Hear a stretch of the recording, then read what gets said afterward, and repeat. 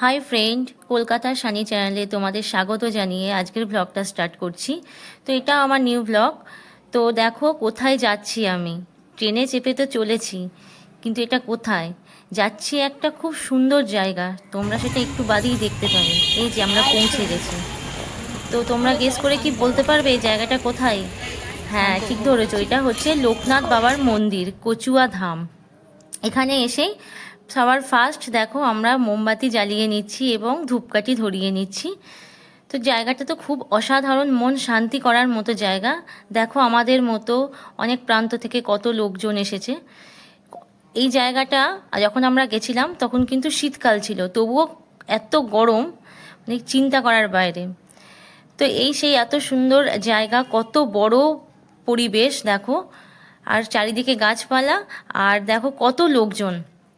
সবাই কিন্তু আমাদের মতোই তোমার লোকনাথ বাবার দর্শনে কিন্তু সবাই এখানে এসেছে।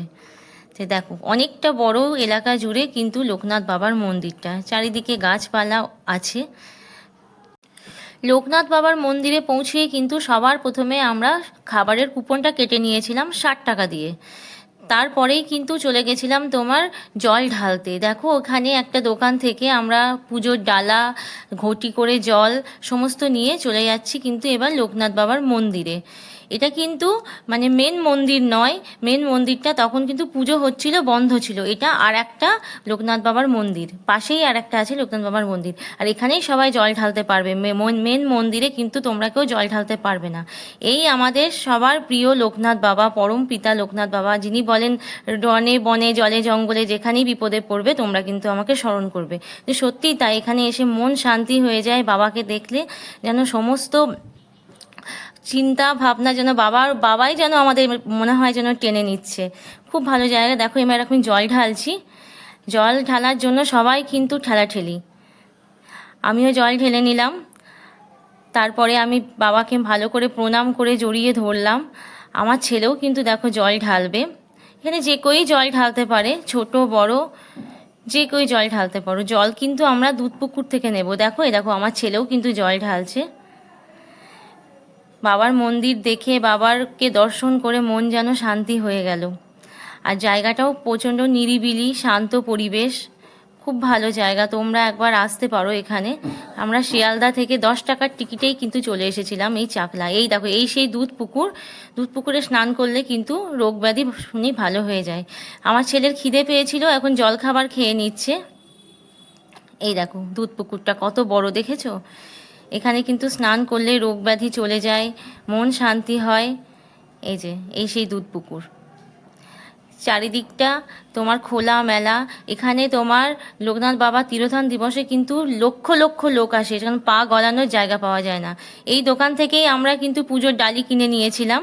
আর এই সেই মেন মন্দিরটা। এরপর আমরা চলে এসেছি বেনি মাধবের বাড়ি। বেনি মাধবের বাড়িটাও অনেকটা এলাকা জুড়ে। দেখো আশপাশ সাইড সিন, এটা গাছ ভর্তি কুল, তখন ছোট্ট ছোট্ট কুল সবে ধরেছে, একদম পুরো গাছ ভর্তি কুল হয়ে আছে। আমার ছেলে খাওয়ার জন্য বায়না করছিল। এই যে এটা বেনি মাধবের জন্মস্থান, মানে জন্ম ভিটে, এই বাড়িতেই তিনি জন্মেছিলেন। এটাও কিন্তু খুব ভালো জায়গা, তোমরা একবার এসে ঘুরে যেতেই পারো। আমাদের মন্দির ঘোরা কমপ্লিট। এবার 31st ভিডিওটা আপনারা দেখুন।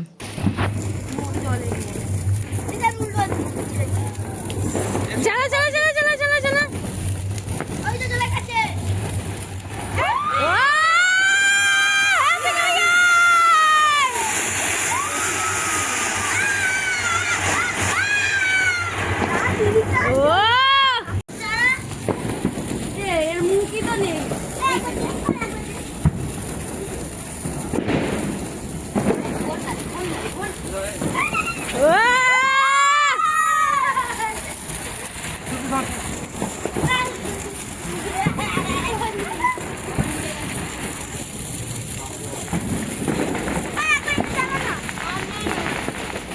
আরো আছে তো, ব্যাগে আছে, ব্যাগে আছে।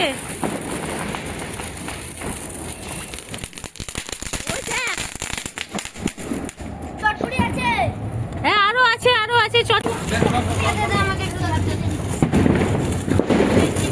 আরো আছে, বের কর।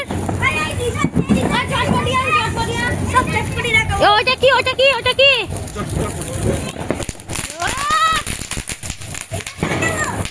রোদে দিলে মনে হয় আরো বেশি জ্বলতো। ও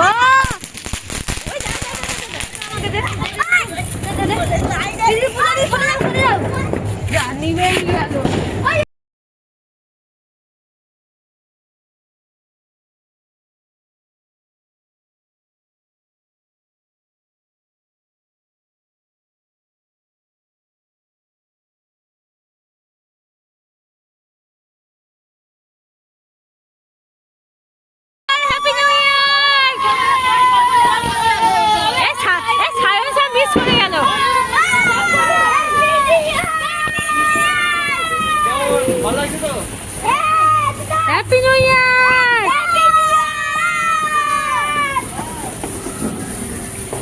হ্যাপি হ্যাপি নিউ ইয়ার বলো না মাই ডিয়ার।